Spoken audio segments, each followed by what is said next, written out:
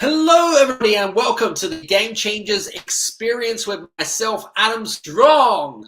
And today, yes, we have another excellent live show. Well, if you have the opportunity to listen to one of our live shows, make sure that you have subscribed either on YouTube or on LinkedIn Live. That way you can, we'd love to engage with our podcast guests.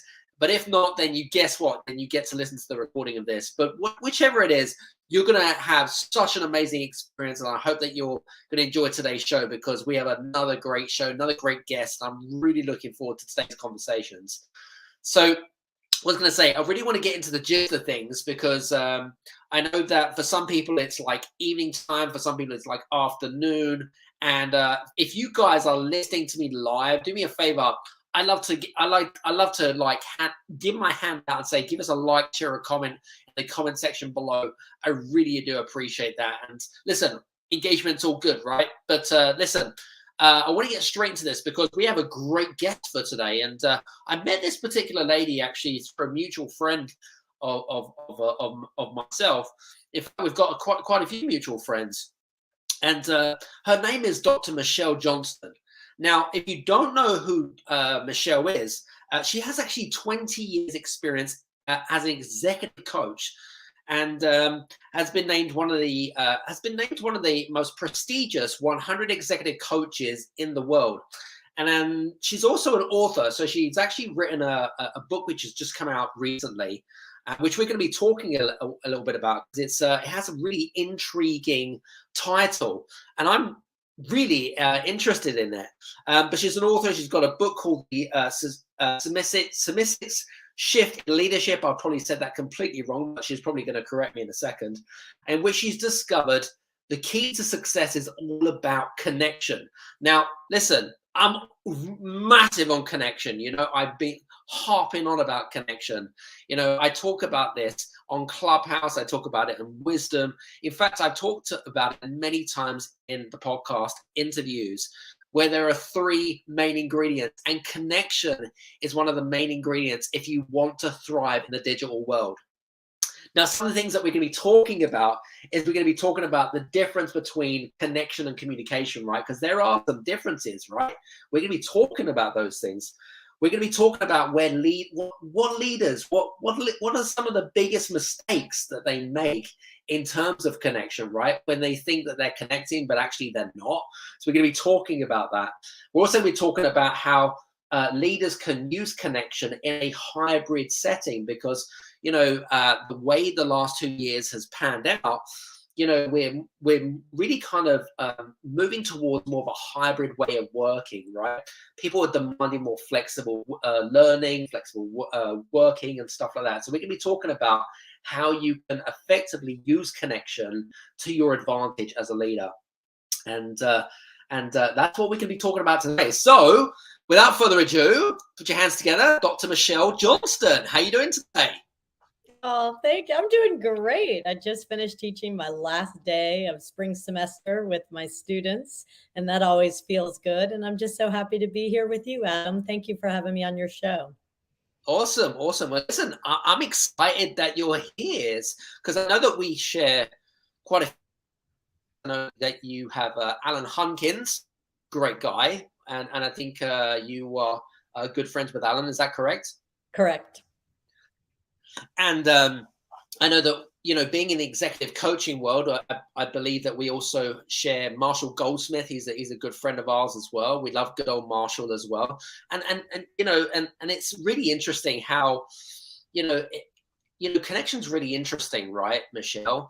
Because we share quite a few mutual friends, and through those mutual friends, we end up meeting. Isn't that? It's love it. Very cool. All right, listen. I want to get into the gist of things, if that's all right, because I know we're going to be talking about your book, and I know that I've said it completely wrong, by the way. It's probably my dyslexia, but just do me a favor and tell me what the title of the book again was. It Absolutely. It's called The Seismic Shift in Leadership: How to Thrive in This New Era of Connection. Love it. Seismic shift. Right. Okay. So that puts me onto a really interesting question because I have no clue what that actually means. So could you give us some context as to give us some of our listeners as to know what seismic shift means? Yeah. So I had a big wake up call a number of years ago as an executive coach. I typically coach about 15 to 20 leaders, usually CEOs, some, in the C suite, COOs, CEOs. And I mean, I grew up in the command and control era of leadership. So I was mentored, like I imagine some of your listeners were, who are over the age of what, 40 something. We were Right. mentored by leaders who subscribed to a little bit more of an authoritarian leadership style, a bit more directive, controlling, sometimes micromanaging.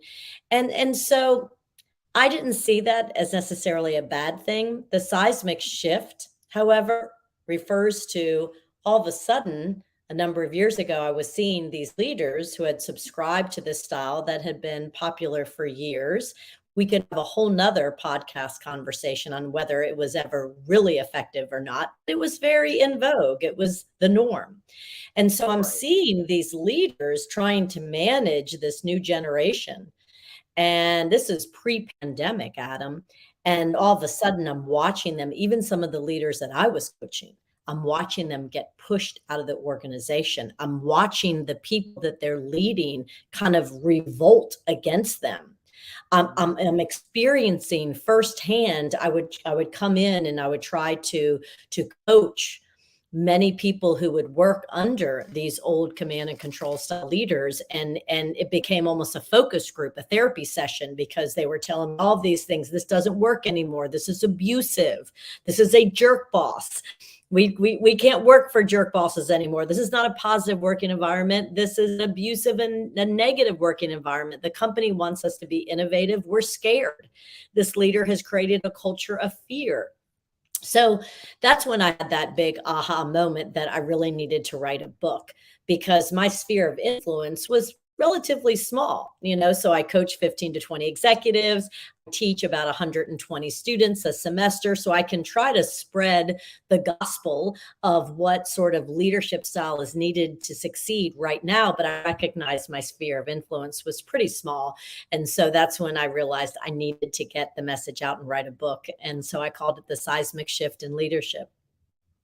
Love it. Love it. That's a great story. I love that. And I actually absolutely agree with the whole kind of authoritarian kind of leadership. I do absolutely agree with that.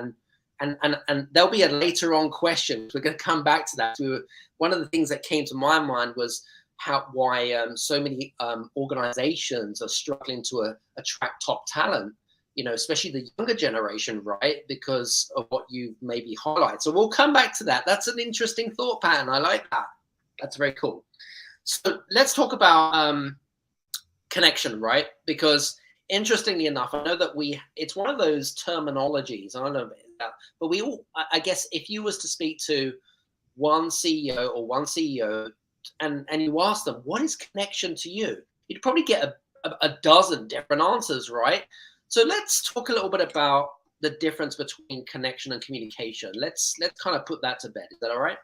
Yeah, Adam, that's a great question. And as a professor who teaches in the business school, and I teach strategic communication, I teach business communication, I have my Ph.D. in communication. Communication was always the word, right? But you're right, we're not talking necessarily about communication at all. The way that I look at it, communication is your delivery, right?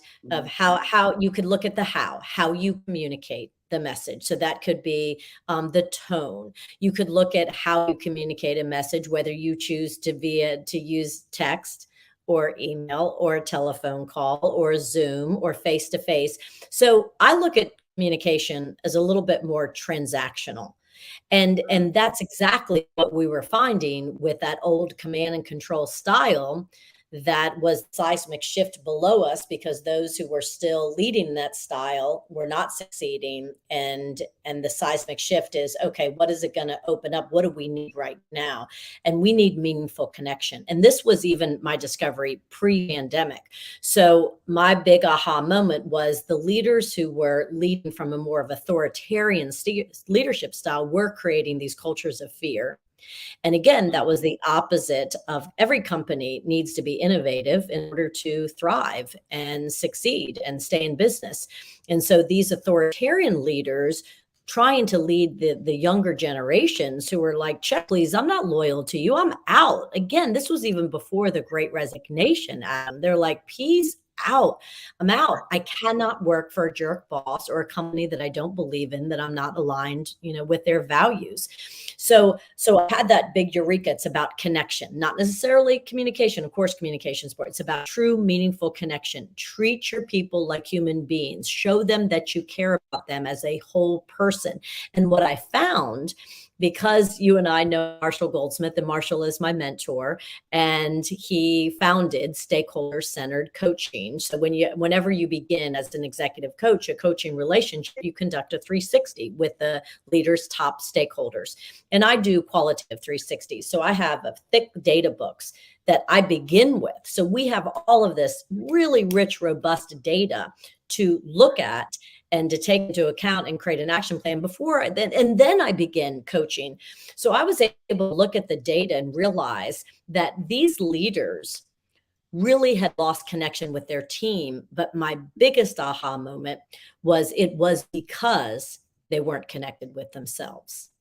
So what emerged in the data was, when I would interview their direct reports, they would say, I don't trust my leader. And I'd say, tell me more about that. Why don't you trust your leader? I don't really know, but I can't trust them. They're fake. They swat you down if they think that you ask a stupid question. I'm scared to make mistakes. I don't trust my leader.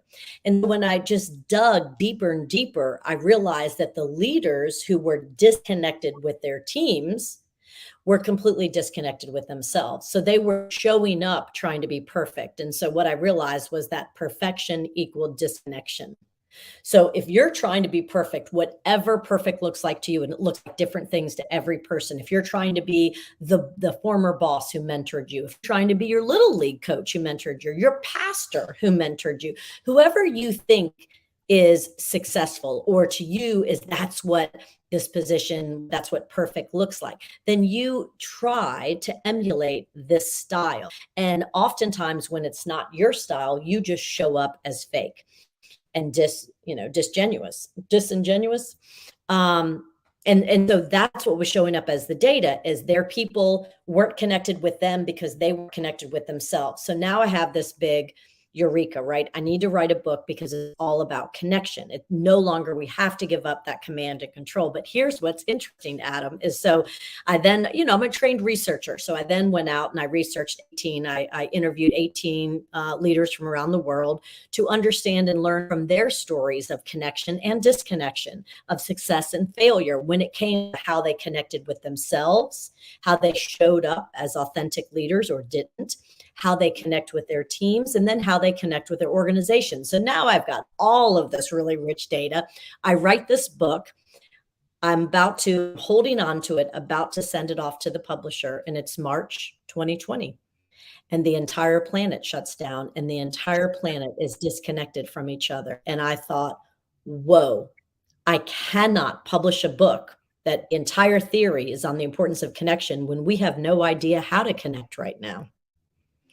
So I went back. I told my publisher, I'm sorry, we can't publish it. I've got to hold on to it, and I've got to go back, and I've got to figure out, how do you connect in the hybrid remote environment? And Adam, thank goodness I did that, because I think that's why this book is an Amazon bestseller now, because I then published it it was just published in February, when we're all coming out of the cobwebs of a pandemic. And even though the Great Resignation has shown us that people are opting right now to continue to work from home, makes it even harder for leaders to connect. Right. But the good news is the book has all kinds of strategies of how you can meaningfully connect, even in this crazy hybrid environment that we're living in. It's interesting, because there's one thing that you had highlighted, which was when you did these interviews with leaders, but also with their employees, maybe not so senior management, and you found out, that that leaders weren't as authentic as they should be, right? But do you believe that it's because leaders like to wear a mask? And Yes, that's exactly what I believe. Yes, they want to wear a mask. okay, cool. All right. So that kind of puts that to bed, because it's kind of, because it's interesting, because I still feel like, from my perspective, and especially in having conversations with people like yourself and, in the big wide world, is that still happens in so many instances in corporate all over the world. There are still leadership styles and behaviors that have those masks that, but interestingly enough, what I love about the fact that you read this book, and it's very timely, very, very timely. And I do believe that, there's a lot of organizations and leaders, asking for that help. It's like, it's interesting because my other half, she works for a corporate company, a bank. I'm not gonna name and shame them, by the way.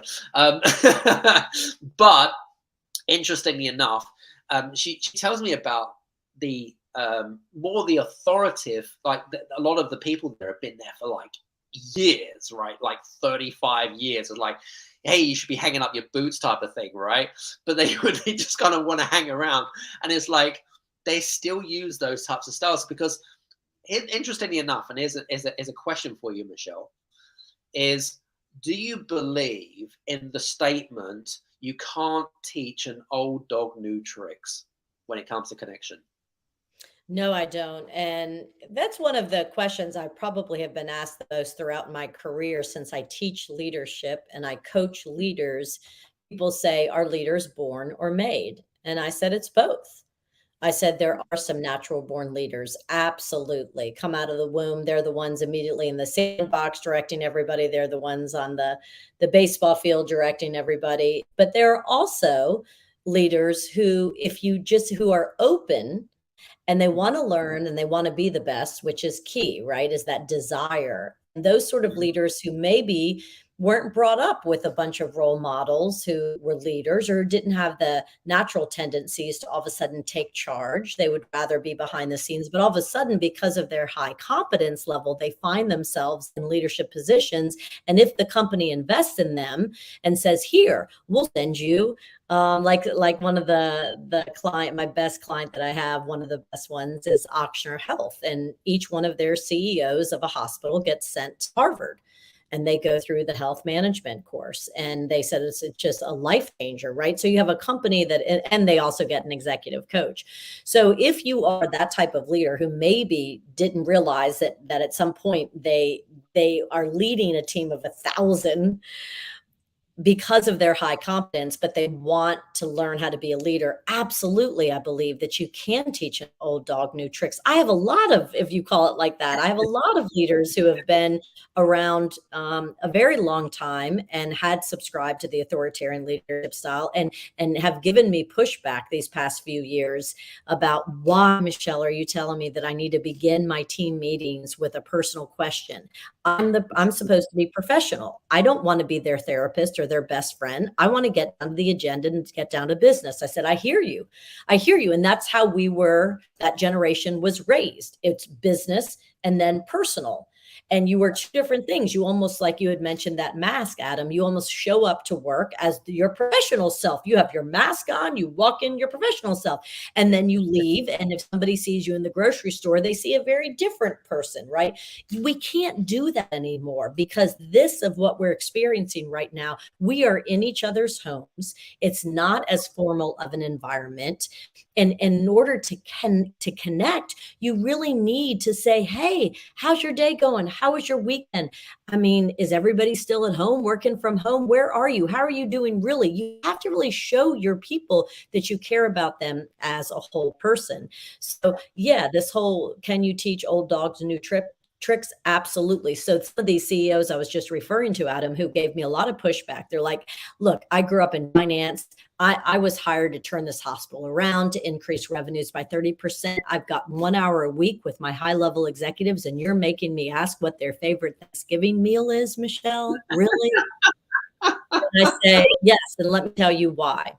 I said, because again, in this remote work environment, if you want to increase revenue by 30%, if that's your goal, I said, is that your goal? Yes, absolutely. I said, okay, how's your team going to do that? Well, they have to think outside of the box. Okay, so they've got to be innovative. All right, how else is your team going to do that? They have to work together and collaborate. Okay, they have to collaborate. So then I back it up and I said, well, here are the characteristics you need to get what you want. You need them to trust you, to trust one another, to have psychological safety, enough to take risks. They need to know that occasionally they might make a mistake and mess up if they're going to find innovative ways to drive your revenue up 30%. So let's back up, and we have to create what I call now cultures of connection. So it can't just be business as usual. We don't have these organic moments throughout the day just to chit chat with each other. And if you're in this remote environment, we've become much more individualistic. So we have our to-do list. We're on Zoom or Teams or whatever, back to back to back to back. And then we look at our list. We're done. Our calls are done. We shut the computer. We're out. We're going to go walk the dog. We're going to go have dinner with the family. There aren't opportunities where you're truly organically collaborating with one another to build that trust and to just build that meaningful connection. So you have to embed it these days. You had said earlier, you want to know some strategies. We have to be really intentional as leaders and embed time to connect. Love it, love it, love it. Some very interesting points there, and I love that. Some really good stuff there. And one of the things that I'd love to discuss actually with you is probably what I call the self-sabotaging behaviors that leaders think that they're connecting, but they're not really connecting. Well, not maybe from the employee's perspective. It's like, no, you think you're connecting, but you're not really connecting. So, and I'm sure that you've come across those self-sabotaging habits and behaviors, and maybe we could talk about those. What do you think are some of the most common ones, Michelle? Yeah. So a couple of examples that I've seen recently. Number one, I was coaching a CFO, and I said, look, I coach a lot of the people who report to you, and they say that you wake up very early and you text them because you want to know some updates, and they text you back and then they don't hear from you. And so this particular leader said, well, yeah, but I read everything. I just don't have time to reply. And I said, okay, well, when you're in a position of power, and this particular leader is in one of the most positions or the most powerful positions in the system as the CFO, I said, your whisper is a shout. So what you do is amplified and what you don't do is amplified. So when you at 5:30 a.m. say, hey, give me an update on the project you're working on, and they do, and you don't say anything, they negatively interpret. That silence is negative. They think that they did some shoddy work or they're at risk of losing their job. You don't like what they do. All you have to do is just say, got it, thanks. That's it.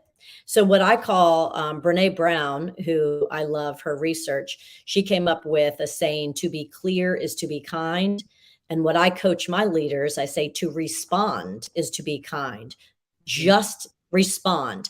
So I've seen that mistake a lot. The second mistake I saw just recently is one of my CEOs that I coach. He was leading a Zoom meeting with all of his, I think there were about 75 leaders. And he was doing it not in his office where we would look like we do now, Adam, me and you, and we're individually in front of our computers. He was doing it from the conference room, thinking, oh, well, this is great because some people are in person. So we're going to sit around this big conference table. And then the majority are, so it was only about 5 people around the conference table. And then 75 were on Zoom. And the problem is that he was all the way across the room, way back there. So his head was this big. I couldn't tell who he asked me to sit in on this meeting and give him any feedback. So he's in way back. His head's this big. He passes the baton, to other people to speak. I didn't know who was speaking. I couldn't see their faces. And I was trying to imagine I was one of the 75 people on the call. And I said, I get that you want to create this community with your team who's there, but you have to conduct that meeting from your office in front of your computer. You are the CEO, and we need you to look like a CEO, act like a CEO. So then you'll love this. So then the next coaching session, he's in his office. And so he's in his office and he's like this.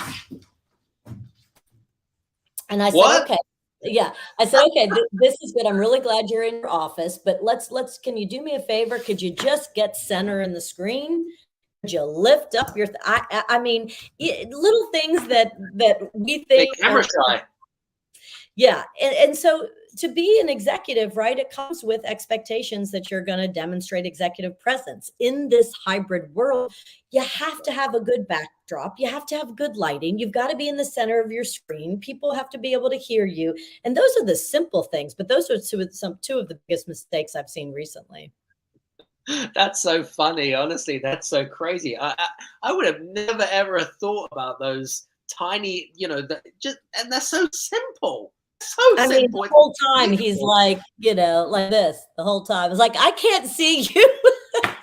What are you trying to hide, dude? I mean, come on. Seriously, that's so I know. oh But my anyhow, God. yeah, and 92% of a message is nonverbal, right? And so, especially again, when you're at the highest levels, people come in with expectations of you. Right. And we're asking leaders to be authentic and vulnerable. And you still need to look like an executive, dress like an executive, and act like an executive all at the same time, right? Yeah, that's by the way, ladies and gentlemen, if you're listening to the recording of this, yeah, that is not a way to do good connection. I want to let you know about that. Anyway, moving on. So let's talk about I want to go back to at the beginning when you talked a little bit about the leadership styles around the whole kind of great resignation, right? So how the authoritarian kind of leadership is not really using the way that we should use connection to retain really good employees, but also, and I don't know if you agree with me on this, Michelle, but if we look at, say, I don't know, your average college graduate, university graduate, whatever, and they come out, they're all qualified, they're looking for a job, yet they don't want to go into the conventional blue collar, white collar worker type of job, managerial job, right? They don't want to go into it. And the reason for that is because they've seen their parents work their asses off for 40 plus years. And it's like, I don't want to be like my parents. Do you think that also has a great reason as to why even more connection should even be even more apparent in the workplace? What's your thoughts on that? You ask really good questions, Adam. Yeah, when the Great Resignation research came out, that I remember, gosh, what was it, November? 4.5 million Americans resigned just in the month of November. And when I started teaching my students this semester, we had to start on Zoom, and then we went to in-person and masks. And then finally today, when we had our last class, I had everybody stand up, and here we were, we didn't have masks, we were in person. It was so great. And I said, look, how many of you all have the memory of your parents coming home from work really positive and happy? Raise your hands. And so out of a total of about 80 people today, about 4 or 5 raised their hands. I said, okay, so what did that teach you as far as the choices you're going to make and the jobs that you want? And they said, as because we were debriefing the entire course, and they said, we now recognize how important it is for your mental health and your overall well-being to actually choose a company where it has a positive environment, where it's aligned with your values. If you're if you're absolutely anti-smoking, you're not going to work for a Tabasco company. If just that values. So anyhow, we deconstructed a lot of that. But the point is, so many of them were affected by their parents who did not like their jobs. And many of those parents ended up resigning during the pandemic because they realized they wanted a healthier, happier life. Because that's what I'm also telling my leaders is we can't call it work-life balance anymore. At least I don't think we can. This is just life. And we're trying to figure it out, right? And it's up to you. I'll tell you what, one of the leaders in my book, Adam, is Warner Thomas, and he's the CEO of Auctioner Health, one of my biggest clients. And when I went in to interview him to ask him about the importance of connection, I did not see this coming, and it ended up being a chapter in my book. I said, what do you think is the biggest thing you can do as a leader to have true connection with the organization, because that's the highest level to me. And he said, your operating rhythm. I said, what? He said, your operating rhythm. He said, because that is the way, as a leader, you must own your calendar.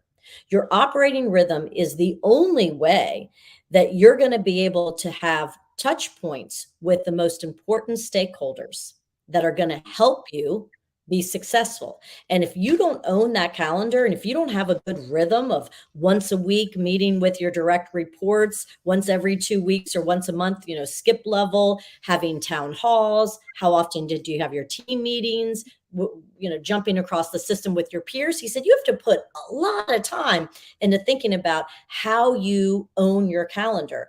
So all of a sudden, when people, and it kind of goes back to your question of what's the difference between communication and connection, to me, meaningful connection is whether your people feel seen, heard, valued, and appreciated. And if you don't have a way to make them feel seen, heard, valued, and appreciated, then you're probably not a very good leader, right? And you're probably not connecting. So you might be a leader, an old style leader, who's just checking off the boxes. Boom, boom, boom. I'm accomplishing. I'm an achievement junkie. Boom, boom, boom. I'm getting the results for the organization. But that's a totally different thing than, are you meaningfully connecting with your people so that they want to show up to work and they feel seen, heard, valued, and appreciated? So to me, that's the definition of connection. That's a really interesting thought process. I love that. I was going to ask you about leaders that have found it particularly difficult with attracting top talent, because even if we look around the world, you hear of so many companies struggling. Even, in fact, I know that people in corporate, right, are like, hey, so screw this, I'm going to go set up my own business because I just want flexibility and freedom, right? But then, and it's interesting, I was having an interesting conversation on Clubhouse last night, and my good friend Sean Goldsmith, he teaches a lot of people about franchising. And he said this year they've had a huge amount of inquiries from people that are, that are in a conventional job, and they're looking at starting their own business and franchising, et cetera, et cetera. He said, but the problem was conversion. I said, why is that? He goes, because companies are just throwing so much money at these people to keep hold of them. I'm like, are you serious? He goes, yeah. I goes, and has that worked at all? He goes, yes and no. It depends on what the offer is, I guess, in the company. But what is, from your perspective, when it comes to talent, when it comes to attracting top talent, which is difficult in this day and age, what are some of the tactical connection tactics, should we say, or techniques that you would give to maybe one of your students and say, well, I know that you're really finding it difficult to attract top talent. What are some of the tactical ways that you're connecting with potential prospects? Yeah, what's interesting about this labor shortage is the students, the generation that I'm teaching right now in the College of Business at Loyola. So I teach undergraduates and graduates. So say from the age of 19 up until our average MBA student probably is about 25 years old. Okay. So those are pretty young students. And they tell me that they want to go into the office. They want face-to-face because they've lived through this pandemic. And they recognize that they didn't learn well in remote learning. They really crave that social connection. They got easily distracted. So they're craving an actual office to go into. Now, but the older generation is saying, hey, I really liked throwing my laundry in the morning. I liked picking up my kids from school, walking my dog at lunch. I live in New Orleans, throwing some gumbo on the pot in the afternoon. It's Jazz Fest right now, cutting out early at 3 and going to Jazz Fest. So the older generation really wanted that flexibility. So what I don't think the research really knows yet. I think it's a wait and see. I think the younger generation really wants face-to-face, and they crave that. They recognize more than most having to learn online. They crave human connection. The older generation, I think, became almost convinced, like, okay, I should want to just work from home. Why would I want to go and commute again? Why do I want to go back to the office? But I really think it's going to turn back. I don't think it's ever going to be 100%. Right now, companies that I coach are saying at a minimum, we want you to come in the office 2 days a week, at Right. least here in New Orleans. My California clients are saying, hey, like Salesforce, hey, if you want to work at home all the time, that's fine. However, we are going to pay for quarterly big offsites, and you got to attend those offsites. We need face-to-face strategic communication, connection. And so I just don't think that we really know yet. I think it's a little bit too early. I think a lot of the older generation convinced themselves that they'd rather be at home, not understanding the effects of isolation and the of how the absence of true physical, face-to-face lack of connection is going to affect them. I feel like we saw a lot of inertia, like people holding onto their office chairs really tightly, go, no, don't make me go back to work. Don't make me go back. I swear I'm happy. But so many of us would look at and think, but are you really? Are you? Are you really? Some people, I just don't think they don't know what they don't know yet, I guess the big million-dollar question is all going to be based around, you've got the older generation, which want more of a lifestyle, right? Whereas the younger generation, as you had said, would maybe go back into, yes, they thrive on connection, like social interaction, but then do they go back into copying the same tactics or the same habits like the older generation did from like 20, 30 years ago, and how that then affects, engagement in the organization overall? I guess that's the big multi-million-dollar question. What's your thoughts? That is the multi-million-dollar question, Adam. And what I think is, like I said, I think it's going to swing a little bit back, but I don't think it's ever going to be fully back. So I think we're probably going to be, if I had to predict, like if you're an organization where you're not a hospital and you don't have to have nurses and doctors there with the patients, right? But if you're more of a corporation, I can kind of envision Mondays and Fridays, people are staying at home, and then a Tuesday, Wednesday, Thursday. Could you make it in there 2 out of those 3 days? That would be fantastic. Because what we're seeing with productivity, a lot of the CEOs were very scared that productivity was going down. I haven't seen the research that has shown that the productivity is going down. What has changed is when people are choosing to work. So because they've been at home for so long, they're like, hey, it's a beautiful day. The sun's out. I'm going to take this hour and exercise because I can. And then when I put my kids to bed at 9 o'clock, I'll go ahead and hop back on the computer and I will get my work done. What I'm also seeing is I just got back from California working with a really cool client called Qualcomm. I'm so impressed with them. And Don McGuire is the head of marketing. And he said, what we're doing is we're saying we want you in the office Tuesdays and Wednesdays. And then when you're in the office on Tuesdays and Wednesdays, we're going to be collaborating. You're not just going to go to your cubicle and work. Like if those are the days we want you in the office, we're going to be doing team meeting after team meeting. I have another leader who I love this. He works for a hospital. He's the CEO of a hospital. And he said, I'm now for those, and most of them in a hospital have to be there. He said, I'm tired of sitting in my office all day Zooming. He said, I'm going to break bread with my people. He goes, we are having lunch together. I am reserving the breakout room. We are having lunch together. This is baloney, right? I need to see my people. And this Zoom is just not really satisfying a lot of the leaders because they're just not getting face-to-face time with their people. So going back, yeah, some of the things that they can do is when you come into work, if you're requiring 2 days a week, make it meaningful. One of my leaders said, oh, I'm calling it Team Tuesday. I said, fantastic. What are you doing on Team Tuesday? She said, nothing. I said, what do you mean nothing? She goes, oh, they just come to work on Team Tuesday. I said, do you do anything as a team? No. I said, well, let's talk about that. Maybe you can have some team meetings and maybe a team lunch and really capitalize on that time together. Love it, love it, love it. Some very, very interesting points there. Very, very interesting points. And we talk about hybrid, right? So hybrid way of working, which I actually believe, as we're now transitioning into the digital world, we're very much into the digital world now, and a lot of companies are making that shift to digital and hybrid. My belief is that actually hybrid is actually going to stay. That's my belief, of course. Whether it does is another thing. But just in the present time, how can leaders in a more hybrid way of working actually achieve the same level of connection than you do if they were going into the office full time? Yeah. So going back to the leaders who have given me a hard time, why are you making me ask a personal question in the beginning of my meetings?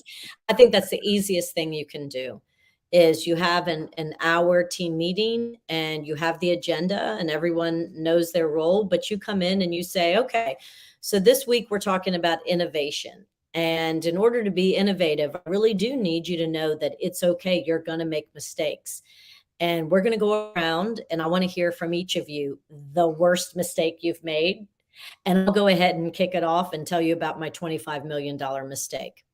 And so I've seen that done by a leader who did make a $25 million mistake and completely owned it and really wanted to send the message that you're going to make mistakes if you're going to be innovative.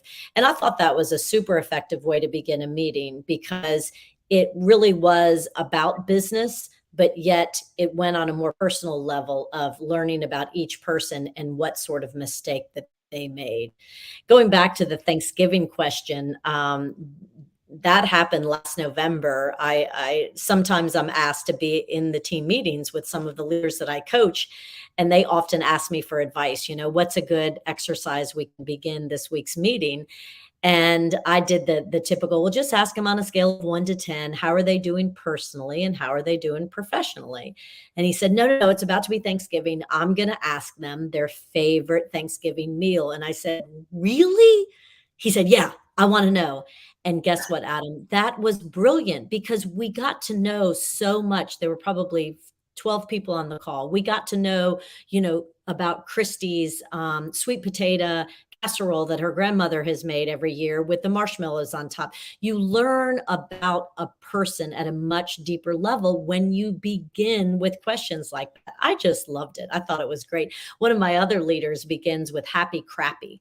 So she tried doing on a scale of 1 to 10, which a lot of leaders do. Well, let's begin the team meeting. How are you doing? Adam, personally, how are you doing? Professionally, how are you doing? And you go around. And she said, yeah, we tried that and people weren't accurate with their scores. So we just call it happy crappy. Tell me one thing you're happy about. Tell me one thing you're crappy about that's not going well. And then I heard from another leader, which this cracks me up. She does a moose.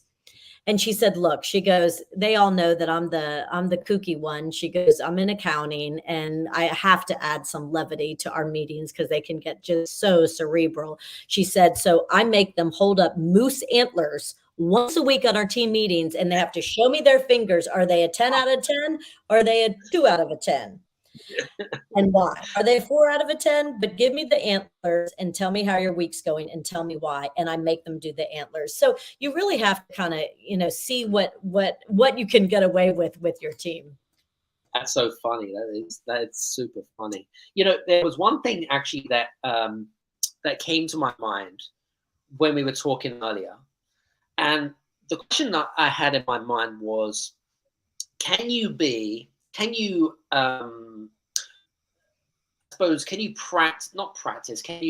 exert dictatorship, leadership, as well as execute connection at the same time? Or are they completely polar opposites? So you're asking if you can execute and connect at the same time? Yeah. Oh, absolutely. Absolutely. Yes, yes, and yes. I'll give you an example. I have a leader that I coach, and he is highly relational and also high action. He is a high action communicator. So his preference when he walked into a meeting would be, tell me the 3 things you accomplished and do it as fast as you can, right? Action, action, execution. But he also really cares about his people. So he even went so far to redo, the 80-20 rule. So typically executives will spend 80% of their time talking and 20% of their time listening. And he said, you know what, I'm going to do the exact opposite. He said, I'm going to give my team 80% of the time for them to go around and share updates, and then 20% at the end for me to say, here are the updates that I have for you. And now I need to know, how can I best support you? How can I remove the barriers so that you can be successful? He said, Michelle, I only want to do 20% of the talking, because I really think that with them talking is where the meaningful connection comes into place. And then I'll let them know what they need to do. So there is a way where you can accomplish goals, you can execute, you can hold people accountable, and at the same time, meaningfully connect with them. And I just thought that he even switched that 80-20 to his one-on-one meetings. He said, I know some of my colleagues, he said, they have a formula. When you come to a one-on-one with them, you bring your PowerPoint and show him, since they saw each other last month, everything that you've accomplished. And then he asked you questions about it. So it's the person presenting. He said, I don't want to do it like that. He goes, I don't want somebody to come and bring slides to me. He goes, I want to know, how are you doing? I want to know what's not working. How can we help you? Are you soaring with your strengths? We have you in the right position. Let's talk. And so that's connection. And at the same time, holding the people accountable for results. I love that. That's a great example. And I had that at the tip of my tongue, because we all have different personalities as leaders. We all exercise different leadership behaviors. And I just thought that was a great answer to the question. So thank you for that. I really appreciate that. So listen, we're coming towards the end of today's chat, and I've had a ball, and I've written down lots of notes, and I'm hoping that some of you guys that are listening in attentively, that you've also got, like, an A4. If you haven't, you need to go back, re-listen to this, get your notebook and pen handy, because honestly, there's been such great golden nuggets and value bombs from today's episode. It's been fantastic. Michelle, just before you go, tell us a little bit about what you're working on at the moment, because I know that you've got the book out now, which is great. What's the next thing for you? Yeah, right now, it's interesting you asked that. Again, I keep telling you, you ask really good questions, Adam. I was, you must do this for a living. I was just on a big call, and we went around asking, kind of doing a check-in. And I said, look, I said, I'm already thinking about my next book. I said, but what I really need to be doing right now is just enjoying the ride. I mean, my book was just published February 22nd. I'm traveling the country doing keynotes and fireside chats and being on podcasts like this. And I'm just really enjoying getting the message out there and helping leaders connect, because I truly feel that is the number one vital skill right now. If you want to be successful, is you got to figure out how to connect with your people and make sure that they feel seen, heard, valued, and appreciated. So right now I'm just trying to live in the present and just enjoy the ride, because it's super fun. Super excellent. That's what business is about, having fun, right, ladies and gentlemen? So if you're not having fun, then you probably really need to rethink about what you're doing right now. So listen, for you guys that have enjoyed today's episode and you want to get to know Michelle a little bit more, then please do feel free to connect with her and, click on one of the links below. Do also mention the podcast that you listen to. I'm sure she'll put 2 and 2 together, and she'll reach out in her own time. I'm sure she will. Michelle, just want to say thanks very much. Really appreciate today's chat and conversations. Thank you so much, Adam. This was just so enjoyable. Thank you very much for having me. Cool. Listen, guys, hope you've enjoyed today's episode. Do me a favor, if you have listened and you love what you've heard today, please do give us a 5-star review, either on Apple, Spotify, or any podcast platform you choose to do so. So from me and Michelle, we'll see you again back on the next show. And thanks very much, and really appreciate you. Take care.